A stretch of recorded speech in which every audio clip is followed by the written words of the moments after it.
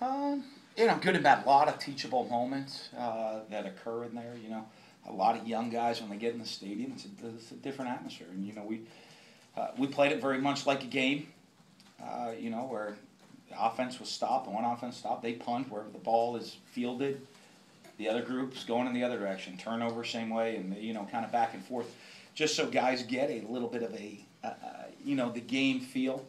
And for younger guys that haven't played, we really, tried to play, put the young guys in as many game situations as we can.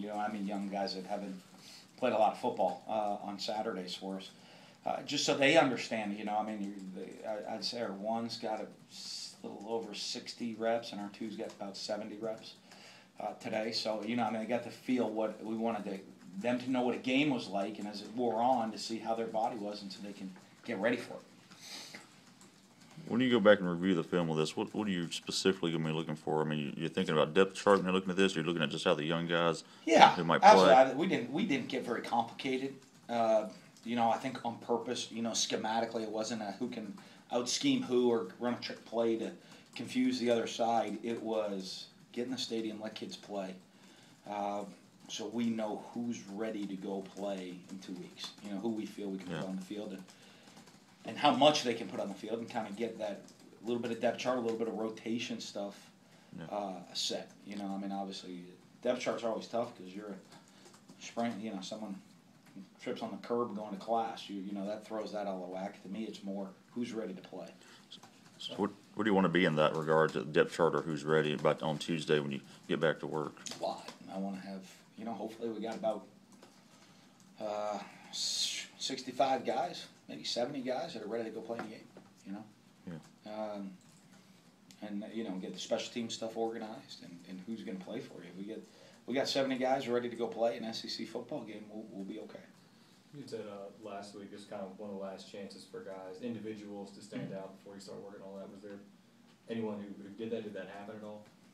Oh boy, let's see. Jamie On did pretty good, So he'll I think Derek Milton ran the ball hard today. He'll be able to get on the field some for us. D. Arrington had a nice interception. D. Arrington had an interception in the scrimmage. Jamerson Love made a couple nice plays on the ball. So, those are guys that probably have an opportunity to get some reps. How about Tyler Russell? Everybody wants to hear what kind of numbers he put up tonight. All the fans want to hear.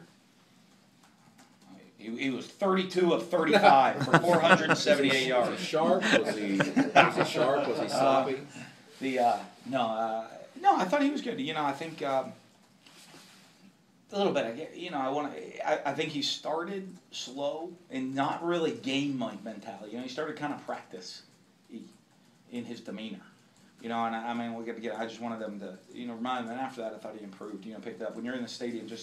You could see him kind of in a practice mode more than a game mode as far as leadership and all of that stuff.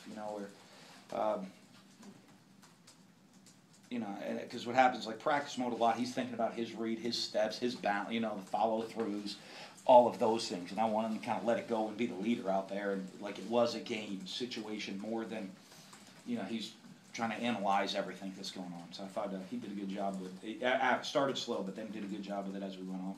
So have any of the positions gotten settled, do you think, or that haven't I think been Tyler recent? will start. Yeah. Banks, I feel pretty good with him at corner. Boyd, I feel pretty good with him on the D-line right now. But none of the positions that have been up in the air, like the tackle spots, and no, still. We got a long way to go before we play still. Sure. Get another 2 weeks. So. Were you able to put the kickers in those pressure situations you're talking about? Yeah, we did. They fortunately in the scrimmage, Baker I thought did a really, really good job. Baker Swedenberg, when they needed to make big punts, made them.